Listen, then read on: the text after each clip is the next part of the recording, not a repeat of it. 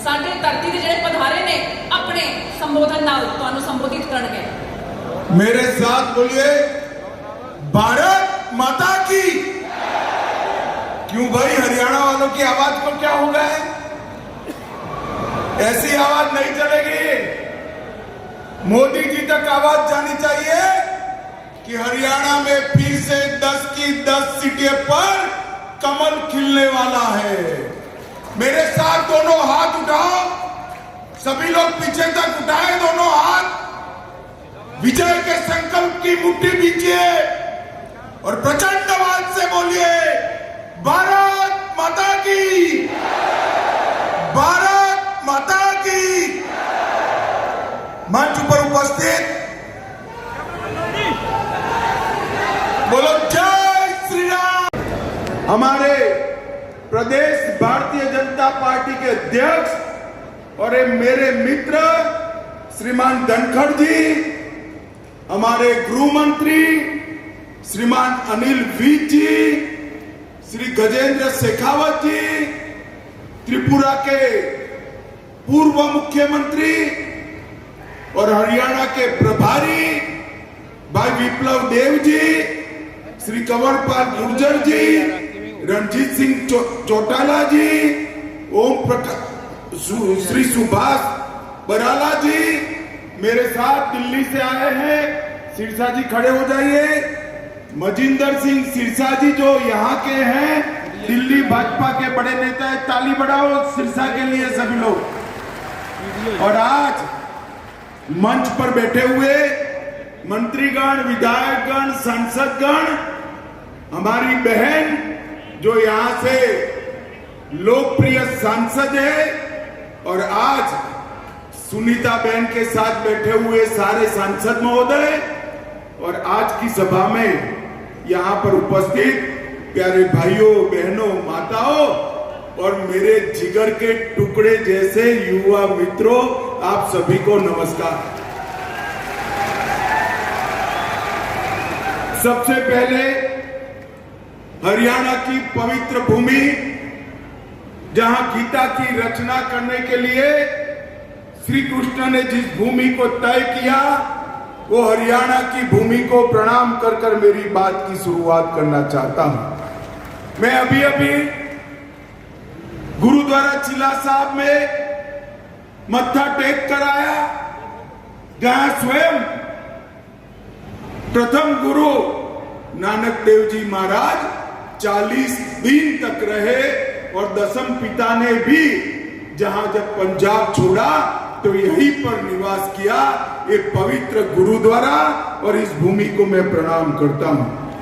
मित्रों, मैं जब भी आता हूं हरियाणा, तब हमेशा इस बात को याद करता हूं कि जब जब भी देश पर संकट आया, तो ये पंजाब हरियाणा की भूमि ने चट्टान बनकर देश के दुश्मनों के सीने छलनी कर दिए, अपना रक्त बहाकर मां भारती को हमेशा के लिए सुरक्षित। मैं वो हरियाणा की वीरांगना माताओं को भी प्रणाम करता हूं, जिन्होंने देश को एक नहीं अनेक बलिदानी बेटे दिए और हंसते हंसते अपने बेटे को भारत मां की सुरक्षा के लिए समर्पित कर दिया। मैं वो माताओं को भी प्रणाम करना चाहता हूं। ये हरियाणा खिलाड़ियों की भूमि है। देश को अगर मेडल मिलता है तो हर तीसरा खिलाड़ी हरियाणा से होता है। यहाँ जब खेलों की शुरुआत हुई, मैंने मनोहर लाल जी को कहा, मनोहर लाल जी जरा दिल बड़ा कर ये धाकड़ खिलाड़ियों के लिए करिए, और मनोहर लाल जी ने भी 9 साल में खिलाड़ियों के लिए ढेर सारी योजनाएं जाहिर की है। और हरियाणा का किसान, देश में कहीं भी अकाल पड़े, धान न हो, गेहूं न हो, अनाज न हो, तो वो अनाज जो जाता है मेरे पंजाब हरियाणा से ही जाता है।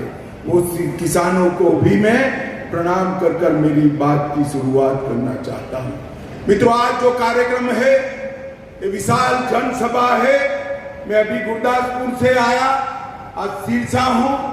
देश भर में भारतीय जनता पार्टी के कार्यकर्ताओं के दौरे लगे हैं। 9 साल तक नरेंद्र मोदी जी ने जो भारत की सेवा करने का प्रयास किया है, और आपने विशेषकर हरियाणा वालों ने 2-2 बार सभी की सभी सीटें भारतीय जनता पार्टी में झोली में डालकर मोदी जी को प्रधानमंत्री बनाया। इसलिए मैं हरियाणा की जनता का यहां से धन्यवाद करने आया हूं। ये 9 साल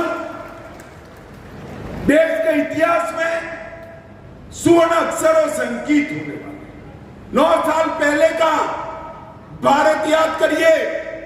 12 लाख करोड़ के घपले, घोटाले, भ्रष्टाचार ये कांग्रेस पार्टी ने किया था। ये 9 साल में हमारे विरोधी भी नरेंद्र मोदी जी पर भ्रष्टाचार का कोई आरोप नहीं लगा सकते।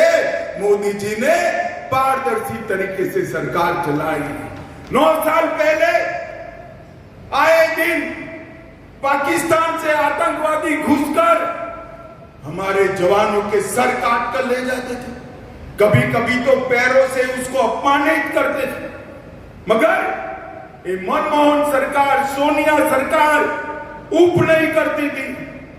10 साल शासन रहा। देश की कानून और व्यवस्था और सुरक्षा दोनों चरमरा गई थी। मोदी जी प्रधानमंत्री बने, पाकिस्तान को आदत जो लग गई थी, उसने फिर से प्रयास किया। उरी पर हमला किया, पुलवामा में हमला किया, मगर वो भूल गए कि इस बार मौनी बाबा मनमोहन की सरकार नहीं है, नरेंद्र मोदी की सरकार है। 10 ही दिन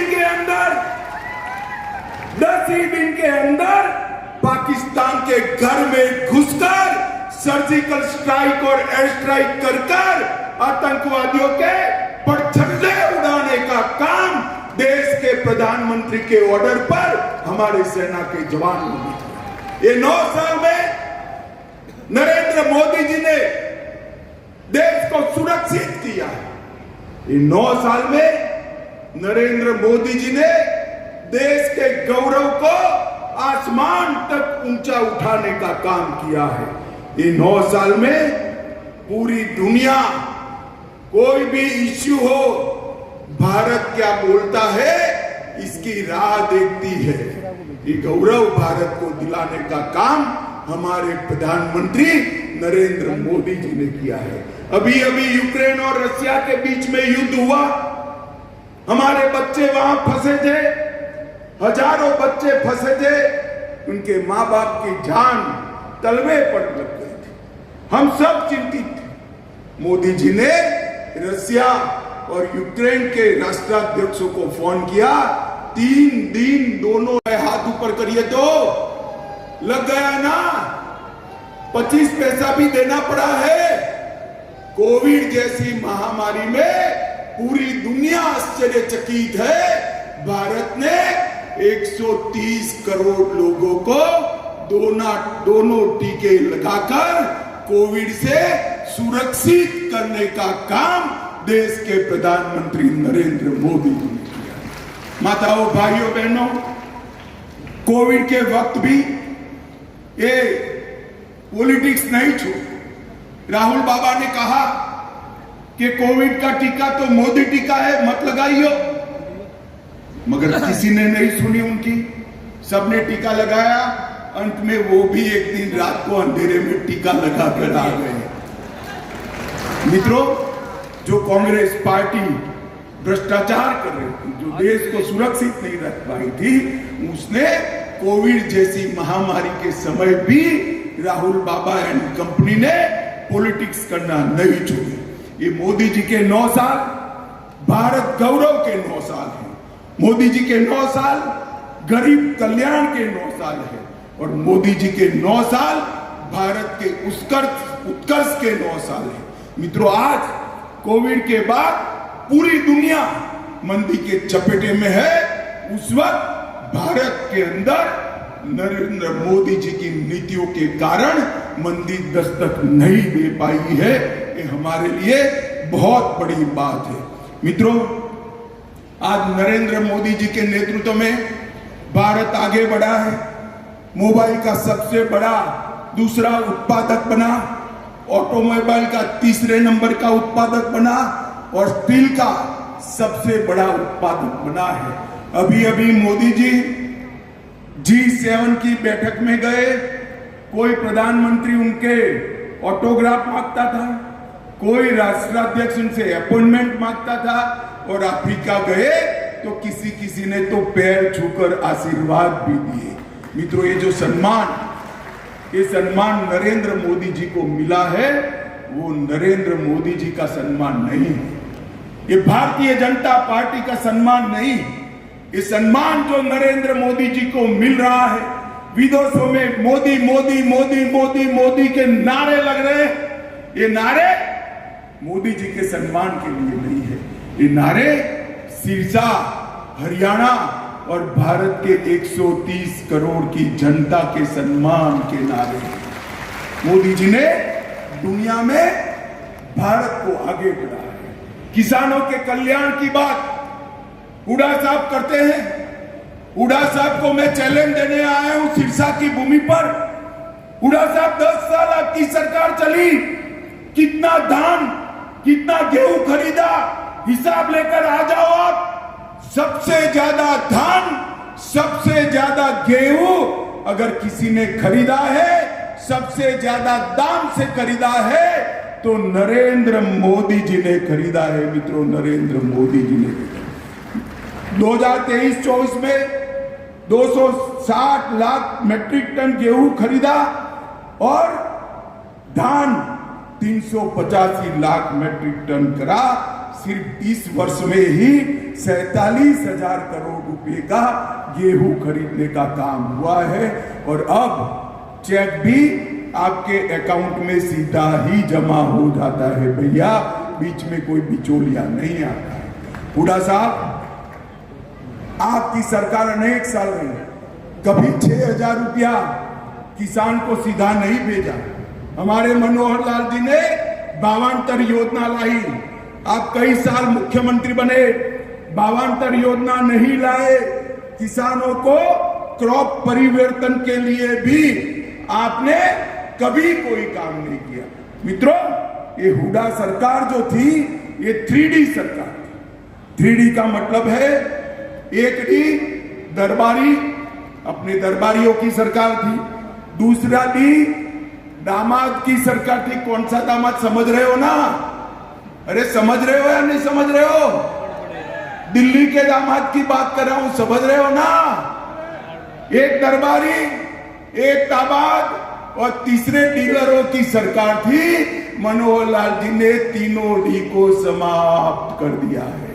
मित्रों, मनोहर लाल खट्टर एक प्रकार से पहले पूरे हरियाणा के मुख्यमंत्री थे। पहले मुख्यमंत्री जो होता था वो सिर्फ रोहतक का होता था, रोहतक के अलावे किसी की चिंता नहीं करता था। भारतीय जनता पार्टी की सरकार बनने के बाद मोदी जी की सारी योजनाओं को मनोहर लाल जी ने जमीन पर पहुंचाया और पूरे हरियाणा का विकास करने का काम हमने किया है, और हर वर्ग का हमने विकास किया है। हरियाणा का धाकड़ जवान, धाकड़ किसान और धाकड़ खिलाड़ी, ये तीनों देश की शान है मित्रों। और हरियाणा देश का सबसे बड़ा बासमती चावल निर्यात करने वाला राज्य ये 9 साल में बना। देश का सबसे पहला केरोसिन मुक्त राज्य बना। देश का सबसे पहला पढ़ी लिखी पंचायतों वाले राज्य बना। देश का सबसे पहला ODS प्लस राज्य बना। और हरियाणा की विकास दर 2015 से 22 तक 6% से ज्यादा रही है। मित्रों, ये डबल इंजन की जो सरकार है, ऊपर मोदी जी और नीचे मनोहर जी, उन्होंने हरियाणा के विकास में कुछ नहीं छोड़ा। 2019 से अब तक $5.22 बिलियन का फॉरेन का निवेश मिला है। 400 फॉर्चून कंपनियों के कार्यालय गुरुग्राम हरियाणा में है, और देश में 2 गाड़ी बनती है। मेरी बात ध्यान से सुनना सिरसा वालों, देश में 2 गाड़ी बनती है तो इसमें से 1 गाड़ी मेरे हरियाणा से बनकर देश में जाती है। 50% गाड़ियां हरियाणा से बनती है। आज मैं जब यहां आया हूं तब चौधरी देवीलाल जी को भी जरूर याद करना चाहता हूं। देवीलाल जी ने हरियाणा के किसानों के लिए ढेर सारे सपने देखे थे और किसी ने तो पूरे नहीं किए। हमारे नरेंद्र मोदी जी ने इसको पूरा करने का काम किया है। मित्रों, हरियाणा नशे का शिकार बन रहा है। मैं आप सभी को कहना चाहता हूं, देश का प्रधानमंत्री नरेंद्र मोदी जी इस बात से बहुत चिंतित है और उन्होंने भारत सरकार के गृह मंत्रालय के सामने एक लक्ष्य रखा है कि कुछ ही समय में भारत नशा मुक्त होना चाहिए और ये अभियान हरियाणा में चालू हो गया है। मित्रों, सिरसा में भी ये 9 साल में बहुत कुछ हुआ है। 1513 करोड़ रुपए का किसानों को बीमा का क्लेम दिया है हमने। राष्ट्रपति द्रौपदी मुर्मू ने 22 एकड़ भूमि पर 1000 करोड़ के साथ मेडिकल कॉलेज की आधारशिला रखी। सिरसा फतेह कई नए पुल बन रहे हैं। सिरसा के तेजाखेड़ा, आशाखेड़ा और चौटाला की जमीन पर मेगा फूड पार्क बन रहे हैं। सिरसा में एक नए जल उपचार संयंत्र का निर्माण हुआ है और सौर ऊर्जा केंद्र भी गुजरात में बन रहे हैं, सिरसा में बन रहे हैं। मित्रों, एक कॉन्स्टिट्यूएंसी में इतना सारा विकास कभी पर नहीं हुआ। सुनीता दुग्गल हमेशा भारत सरकार के मंत्रियों के पास आपके सवालों को लेकर झगड़ा भी कर लेती है और घिड़घिड़ा भी लेती है। एक ताली सुनीता बहन के लिए बजा दीजिए सभी। मित्रों, ये हुडा जी हमेशा कांग्रेस की बात करते हैं। मैं हुडा जी को पूछने आया हूं, हुडा महाराज, हिसाब लेकर हरियाणा की जनता को दो कि आपके शासन में ऊपर नीचे दोनों आपकी सरकारें थी, आपने हरियाणा को क्या दिया। मैं आपको कहता हूं, कांग्रेस की सरकार थी तब 2004 से 14 तक हरियाणा को डिवेल्यूशन और ग्रांट इन एड के कुल मिलाकर 40,000 करोड़ रुपया दिया। कितना दिया था भाई, जरा बोलो तो। 40,000 करोड़। और नरेंद्र मोदी जी ने 40,000 करोड़ से बढ़ाकर 1,30,000 करोड़ रुपया देने का काम किया है। 1,30,000 करोड़ रुपया, और वो हमारा हिसाब मांगते हैं। मित्रों, हमने 1400 किलोमीटर नए नेशनल हाईवे बनाए, 17 नए राष्ट्रीय राजमार्ग हरियाणा में घोषित किए, 20,000 करोड़ रुपए से आर्थिक गलियारे की योजना बनाई, 12,150 करोड़ की लागत से सबसे बड़े गुरुग्राम पलवल 9 जिलों से गुजरने वाले एक्सप्रेस वे को बनाया, 4,000 करोड़ की लागत से कुंडली मानेसर पलवल एक्सप्रेसवे का उद्घाटन हो चुका है। और इसके साथ साथ 11,000 करोड़ की लागत से खरखोदा में की प्रति साल क्षमता रखने वाली मानवती का विस्तारीकरण कार्यक्रम हुआ। कई सारी संस्थाएं दी। कैंसर, राष्ट्रीय कैंसर इंस्टीट्यूट 710 बेड, 100 एकड़ भूमि पर श्री कृष्ण आयुष विश्वविद्यालय, भारतीय सूचना प्रौद्योगिकी संस्थान सोनेपत, NID हरियाणा, ढेर सारी संस्थाएं दी। और मित्रों, 20 लाख किसानों को हर साल 6,000 रुपया मिल रहा है। जल जीवन मिशन 30 लाख लोगों के घर में नल से जल पहुंचा है। आयुष्मान 30 लाख लोगों को फ्री ऑफ कॉस्ट प्रति व्यक्ति 5 किलो अनाज मिल रहा है। प्रधानमंत्री आवास योजना के टोटल 75,000 से ज्यादा घर बने हैं और ढेर सारे काम किए हैं। अंत में मैं एक ही बात कहना, आप मुझे बताओ, ये कश्मीर जो है वो हमारा है या नहीं? जोर से बोलो भाई। कश्मीर हमारा है या नहीं है? धारा 370 हटनी चाहिए थी या नहीं हटनी चाहिए थी? अब तक किसी ने काम नहीं किया। मोदी जी को आपने 10 की 10 सीटें दे दी, फिर से प्रधानमंत्री बने। 5 मई 2019 को एक ही झटके से धारा 370 को मोदी जी ने समाप्त कर हमेशा के लिए कश्मीर को हमारा। और ये कांग्रेस वाले कहते थे मत करिए मत करिए। मैंने पूछा राहुल बाबा को क्यों न करे, तो कहे कश्मीर में खून की नदियां बह जाएगी। राहुल बाबा खून की नदी छोड़ो, किसी की कंकर चलाने की भी हिम्मत नहीं हुई है ये नरेंद्र मोदी सरकार। माताओं भाइयों बहनों, हरियाणा के आशीर्वाद से आपने 2 बार मोदी जी को प्रधानमंत्री बनाया है। 2024 में भारतीय जनता पार्टी के कार्यकर्ता आपके पास आएंगे, हाथ जोड़कर आपका आशीर्वाद मांगेंगे। मैं भी आज हरियाणा की जनता को अपील कर जाता हूं कि फिर से एक बार 10 की 10 सीटें मोदी जी की झोली में डालिए और देश को दुनिया में नंबर 1 बनाने के लिए 2024 में मोदी जी को प्रधानमंत्री बनाइए। मुझे बताओ 24 में मोदी जी को प्रधानमंत्री बनाओगे क्या? अरे जोर से बोलो, बनाओगे? भाजपा सरकार बनाओगे? 300 से ज्यादा सीटों के साथ बनाओगे? तो मेरे साथ दोनों हाथ उठाइए, उठाइए दोनों हाथ, मुट्ठी बीचिए और प्रचंड आवाज से बोलिए भारत माता की, भारत माता की, वंदे वंदे वंदे। आप सभी का बहुत बहुत धन्यवाद। नमस्कार।